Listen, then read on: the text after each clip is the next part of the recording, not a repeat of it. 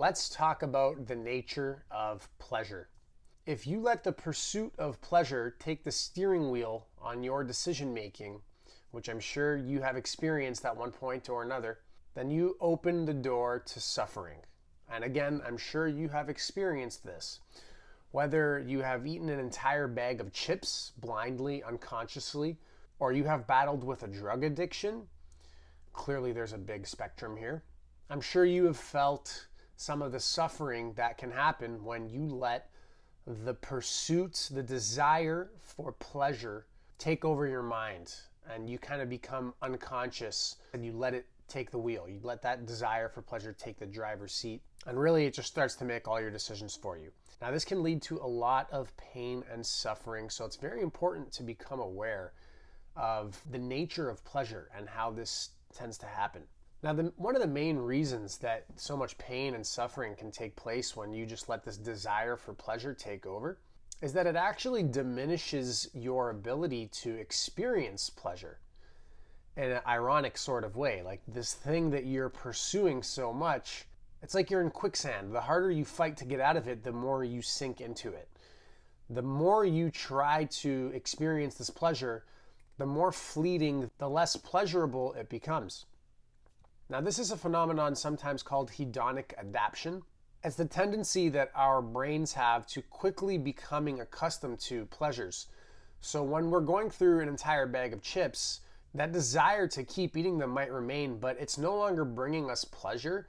Instead, what's happening is the absence of the chips is actually bringing us pain. And when we keep eating the chips, it's just to get back to a normal baseline level of happiness. So it's not even pleasurable anymore. It's just that when you eat the chip, at least you're not like in pain. This is a very similar process to drug addiction. When a drug addict is without the drugs, they are in pain. They are really needing those drugs. But it's not as if those drugs are bringing them pleasure per se. The neurochemicals that are going off are just getting back to a baseline of a regular healthy person when those substances are being consumed. And it's not only food and drugs that this happens with, it's anything that brings you pleasure when overindulged in, when you let the desire for those things take control. This could be television, this can be an experience that you chase, maybe it's going to the club a few days a week. What's happening is you're desensitizing yourself to these experiences that have brought you pleasure in the past, and now your ability to experience pleasure from the same stimulus is diminishing. So to prevent burnouts of these neural pathways, the lesson here, the nature of pleasure, is that it is best in moderation. And that's going to help you actually be able to experience that pleasure. But in order to be in the presence of these stimuli only in moderation, it takes a kind of discipline. Ultimately, it just takes awareness to not let that desire for more pleasure, for more stimulus, take over. So do your best to remain aware of this phenomenon and stay in the driver's seat. Keep your hands on the wheel rather than just acting completely unconsciously for pleasure's sake. And at the end of the day, this is actually going to help you attain more pleasure. Because like we just discussed, if you are simply reaching for it and reaching for it and reaching for it over time, you desensitize yourself and you're not actually able to experience that pleasure.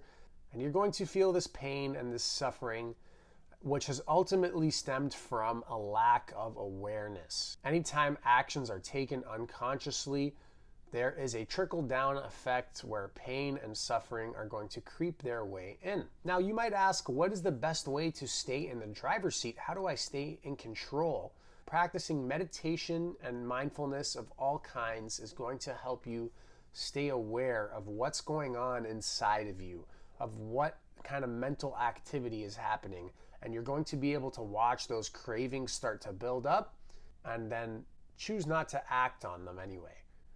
And when you do that, you don't give them the chance to gain momentum. When they start to gain momentum, it can become a lot harder to keep them under control. It can become more difficult to stay aware, to kind of like snap out of it and to step off that hedonic treadmill. But if you do your best to stay aware, you never have to step on that hedonic treadmill in the first place. Now, I shouldn't say never. You'll probably slip up every now and then. Don't beat yourself up over it.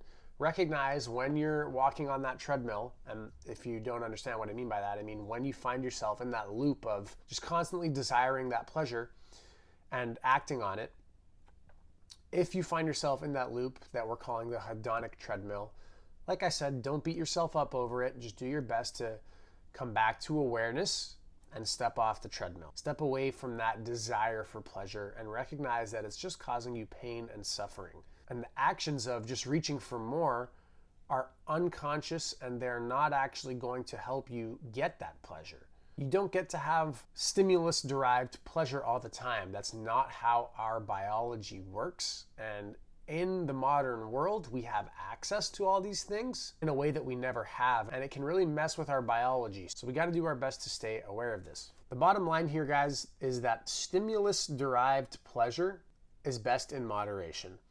However, there's a different type of pleasure that you actually can have more or less all the time, and this is the pleasure that comes without the presence of stimulus.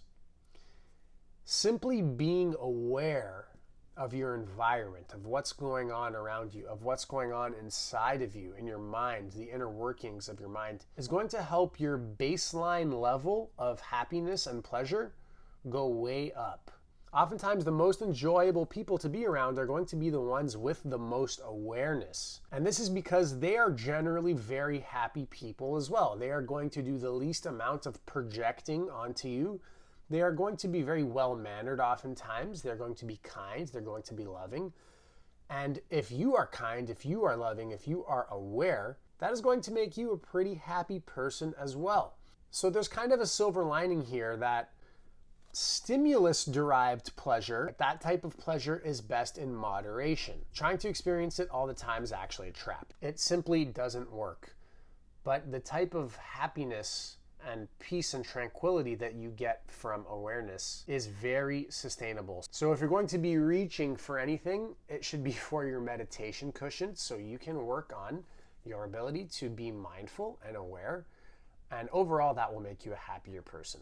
All right, guys, before I end this video, I just wanted to say there's a lot of other reasons that letting craving and desire for pleasure take control is going to be detrimental for you in your life. I'm not going to go too in depth into them, but I'll just quickly mention a few. Your ability to focus is going to be ruined. Think about scrolling on Instagram or TikTok all day. That ruins your focus, and that is caused by losing control to the desire for more pleasure. It's also going to eat away at your precious and valuable time, and it's going to make you a more irritable person in general. You're going to be less happy because, like I said before, it's going to lower your baseline levels of happiness. And those are just a few big reasons why stimulus-derived pleasure is best in moderation.